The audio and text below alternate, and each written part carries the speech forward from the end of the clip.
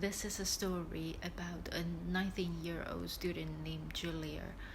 One day she had a late party at a friend's house, and when it was time for her to go home, she needed to catch the last train. When she boarded the train, she was alone, but she didn't really care because she was dead tired and she fell asleep soon after.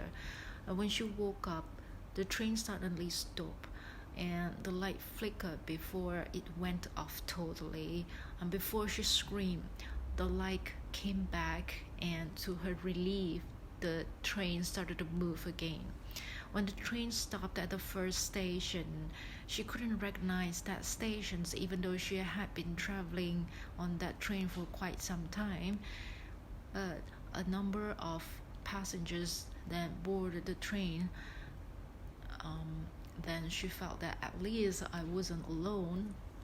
But all those passengers, they look weird, very pale looking, and they didn't talk to each other at all. It was so quiet in the train. Then she was determined that she wanted to get off at the next station. But when the train stopped at the next station, she changed her mind because the next station looked even spookier and darker. Then another load of passengers boarded the train, and among them there was a young pregnant lady. She was screaming. She said, "I don't want to go yet. I still want to see my baby. I want to see my baby." Something like that. Then it's clear that everyone in the train was dead. Then Julia could no longer hold the fear anymore, and she screamed, "Stop the train, stop. I'm not dead yet." Then she felt a cold hand on her shoulder. She turned to have a look. It was a face of a handsome man, looking dapper. She was happy because that man was actually trying to comfort her. They chatted for a while, they chatted happily. Then she realized that he actually wanted to get off at the same station as hers. Then she was thinking, maybe this nightmare had turned to become a sweet dream.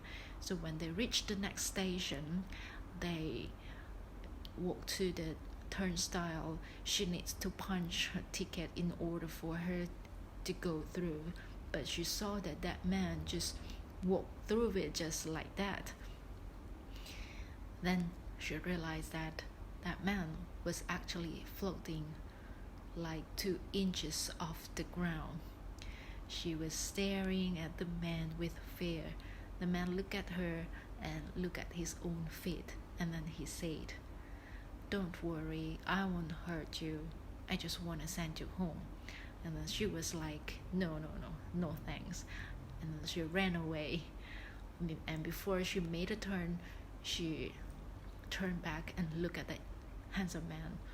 She saw a sad face. He was waving goodbye to her, and this broke her heart because what could she do? A human and a ghost could never be together. So that's all for my story today.